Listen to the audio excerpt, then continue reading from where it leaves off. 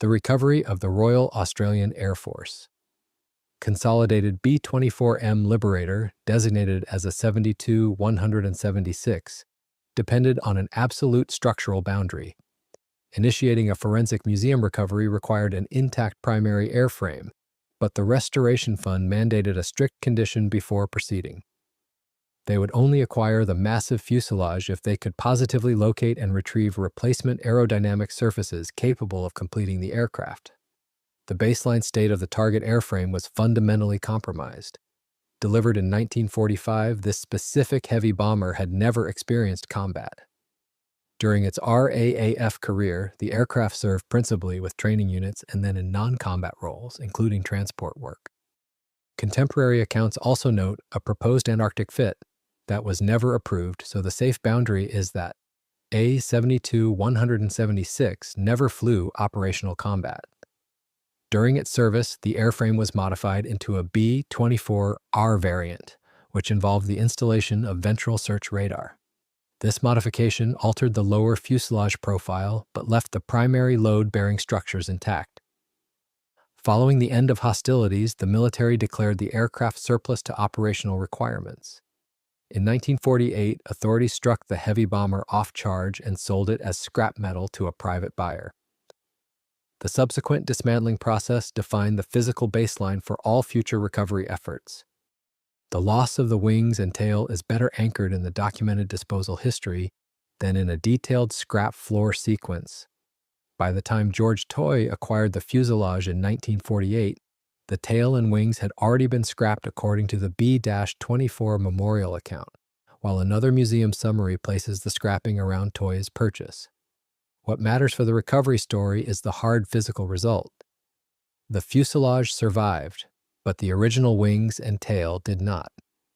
The core aluminum shell of the main fuselage survived because it held less immediate scrap value than the heavily reinforced structural members of the wings and tail. The buyer retained the stripped fuselage, transporting it to a farm property in Victoria, Australia. There, the empty shell was repurposed for agricultural accommodation. The military equipment, wiring harnesses, and control cables were removed, leaving an empty metal cylinder. The fuselage rested directly on the ground, disconnected from its original landing gear, which had likely been salvaged alongside the wings. This agricultural isolation inadvertently preserved the surviving fuselage shell, its frames, and the central structure that would later allow the aircraft to become the core of a composite museum airframe. Decades later, in 1989, an investigative restoration team identified and located the stripped fuselage. The primary anchor proof of this entire recovery operation became the original fuselage structure itself, recovered directly from its post-war agricultural location. The identity of the fuselage was anchored by its documented serial history, its provenance from the Mo property, and the late production M model configuration recorded by the restoration project. Finding the fuselage was therefore only the first logistical step. Before taking legal possession of the farm airframe, the fund still needed proof that surviving replacement wings could complete the project. This condition dictated the entire future of the project. A complete airframe was required to satisfy the museum recovery objective. The planned method fingerprint for the operation would eventually rely on the mechanical mating of early variant D model wings to this late variant M model fuselage, a highly complex geometric procedure that required sourcing components from entirely different production blocks. The search for these components had to extend far beyond the agricultural fields of Victoria. The team required massive structural assemblies that had somehow survived the post-war scrapping drives that claimed nearly all other surplus bombers. Before any global search could yield results, the restoration engineers first had to assess the immediate physical condition of the bare aluminum cylinder sitting on the ground and determine the physical toll that 50 years of agricultural isolation had exacted on the unprotected surviving shell. The primary risk constraint governing the fuselage recovery was the severe material degradation sustained over 50 years of open exposure. The bare aluminum shell of the bomber had rested continuously in an open farm environment, entirely unprotected from weather patterns, temperature extremes, and biological intrusion. Before any integration plan could be taken seriously, the team had to assess whether the center section could support handling, transport, and future static loads. Inspection therefore focused on the places where grime, trapped moisture, and ground contact could have accelerated corrosion. The corrosion risk was real, though not precisely documented in the available public record. Open seams, damaged glazing, and unprotected lower panels gave rain and dirt a path into the shell, making the belly panels and lower frames the highest risk areas. The restoration team faced a critical material stabilization constraint. They could not apply any mechanical stress to the airframe, nor could they attempt to lift or transport it until the extent of the corrosion was mapped and the degradation process was halted. Lifting a heavily corroded aluminum cylinder without proper internal bracing could cause catastrophic buckling along the weakened longerons. The immediate operational trade-off required delaying any logistical movement in favor of rigorous static environmental mitigation. Investigators had to physically remove decades of accumulated debris by hand. Every internal bulkhead, floor spar, and skin panel required visual inspection. The team cleared the interior of nesting materials, agricultural refuse, and trapped soil. They then treated the exposed metal as required during the conservation process, while the essential work remained cleaning, inspection, repair, and the control of further corrosion. This cleaning phase was not cosmetic. It exposed whether the wing box, lower frames, and attachment areas could be conserved or had to be rebuilt before any donor structure was fitted. If the attachment zones could not carry the heavy wing bolts, the composite recovery plan would fail at the joint. Engineers mapped the damaged lower skin and the surviving internal frames, separating areas that needed replacement from areas that could be conserved. The assessment confirmed a practical restoration boundary. The fuselage was battered and incomplete, but not beyond recovery.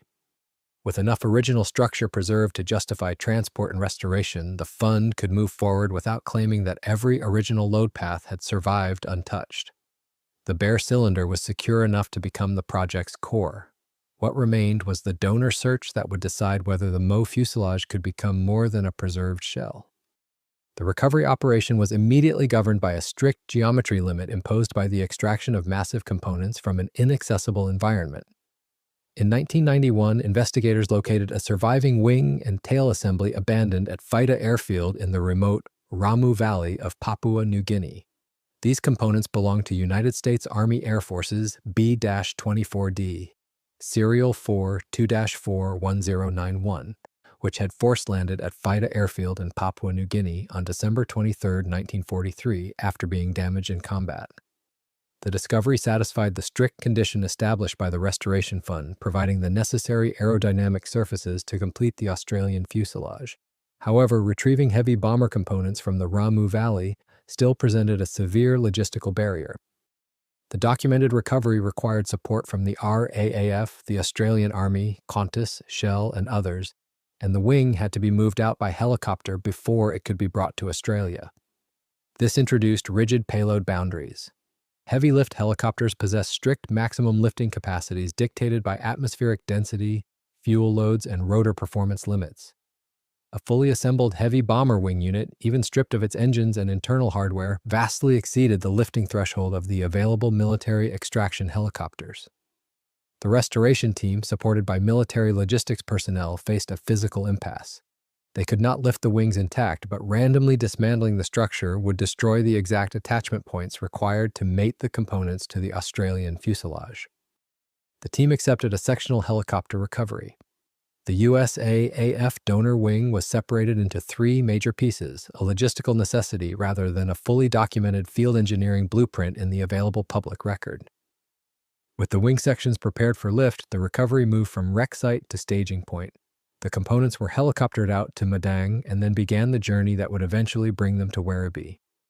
The operation preserved the critical donor structure while still accepting the unavoidable repair work created by sectioning it for extraction. The recovery operation now shifted from remote extraction to centralized restoration logistics. In 1992, the Papua New Guinea wing and tail components were brought into Australia with help from military, government, and private supporters, then eventually moved to Werribee while the fuselage remained tied up in separate property negotiations. It took several more years to finalize the property agreements and coordinate the overland transport of the main shell. In 1995, the preserved fuselage was finally relocated from its agricultural resting place to a World War II-era hangar at the former Werribee Satellite Aerodrome. This massive logistical effort successfully consolidated the primary structural elements under a single roof, protecting them from further environmental decay. The restoration engineers now possess the late variant M model fuselage and the earlier D model donor wing and tail. The objective was to merge these major pieces into a single static display, but the challenge should be framed as a careful composite restoration, not as a proven case of total geometric incompatibility. The physical difficulty came from condition, provenance, and configuration rather than a documented redesign that made the parts impossible to connect. The wing and tail came from a different aircraft, a different production block, and a very different post-war history. That meant the volunteers had to clean, measure, repair, and align the assemblies with care, while relying on surviving manuals, donor parts, fabricated fittings, and the craft knowledge built inside the restoration hangar. The evidence supports a demanding mating operation. It does not support a claim that the M model fuselage and D model wing were separated by radically different fuselage dimensions, relocated bulkheads, or irreconcilable factory bolt patterns. The trade-off edge for the entire restoration rested on modifying historic aluminum without destroying its required structural capacity. Following years of meticulous cleaning, internal bracing, and geometrical mapping, the physical integration phase officially commenced in the year 2000. The restoration team initiated the structural mating of the early variant D model wings to the late variant M model fuselage. This procedure demanded absolute precision. The massive aerodynamic surfaces, heavily stabilized after their extraction from the jungle, had to be maneuvered into exact position against the central wing carry-through structure of the fuselage. The operation required high-capacity hydraulic jacks, custom-built support cradles, and a rigorous leveling protocol to ensure the airframe remained perfectly horizontal during the joining process. The engineering limit was static strength rather than flight worthiness. The restored structure still had to support its own weight, the donor wing structure, undercarriage, engines, and display systems. The team therefore treated the mating process as a conservative alignment and repair task, restoring missing or damaged fittings and bringing the assemblies together for static museum loads. Where parts were missing or unusable, volunteers fabricated or restored fittings in the workshop. The safe documentary claim is that the joint and the section donor wing were rebuilt, aligned, and reinforced for static display. Not that undocumented transition plates, splice recipes, rivet counts, or laser protocols solved a proven factory bolt pattern conflict. Fasteners still had to be cleaned, inspected, fitted, and tightened in a controlled sequence so the repaired structure could share load as evenly as possible. By successfully bringing the major components together, the restoration team solved the defining airframe problem of the project. The D model donor wing and the M model fuselage were mated in 2000, and the mostly intact bomber was dedicated on August 15, 2000, before a large audience of veterans, visitors, and members. It was a major milestone, not the end of the work. The airframe still required long-term fitting out, systems work, tail and wingtip work, and continuing conservation inside the museum environment. The recovery team had reversed the massive component loss of the post-war scrapping drives. However, establishing a stable static shell was only the baseline requirement for the final phase of the museum recovery. With the primary assemblies mated, the restoration team shifted to the final boundaries that governed the reinstatement of internal systems and working displays. The final boundary of the recovery operation was defined by part scarcity rather than by a precisely counted installation total. A heavy bomber is not merely a structural shell, it is a dense mechanical matrix of hydraulic lines, electrical harnesses, flight control cables, crew equipment, and auxiliary systems. Public restoration accounts describe the project as having acquired more than 90% of the airframe and about 70% of its furniture and fittings, while continuing to source components locally, nationally, and globally. To transition the composite airframe from a hollow display into a comprehensive museum artifact, the restoration team had to conduct a long salvage and fabrication effort, acquiring missing hardware from collections, donors, surplus sources, and other restoration networks. This massive component integration was governed by the ultimate museum objective. The team intended to create a static, non-flying but living memorial with working systems and Pratt and Whitney twin Wasp engines available for public engine running sessions. That decision altered the conservation standard. Restoring an aircraft only as a silent shell requires visual accuracy and baseline support, but a living display requires safe fuel, oil, electrical, and mechanical systems wherever operation is demonstrated. The restoration sources support operating engines and working displays, but they do not prove that all 4 engines were already mounted on the wing and run as a full airframe structural test. The safer boundary is that the engines were restored to operational condition for demonstration, while the broader aircraft remained under continuing restoration. The trade-off for this living memorial ambition was a massive increase in procedural complexity. The restoration team used surviving manuals, donor components, fabricated parts, and global sourcing to rebuild systems that had been stripped, damaged, or lost. They routed wiring through the fuselage and wings, restored crew stations, and built working displays so visitors could understand how the bomber operated without implying that the aircraft was being returned to flight status. The culmination of this effort transformed the isolated, stripped agricultural shell into a cohesive museum artifact. The structural union of parts from 2 original B-24 airframes preserved physical evidence of heavy bomber construction, while the restored systems and engine running displays gave the memorial its living character without claiming that engine vibration proved readiness for operational stresses.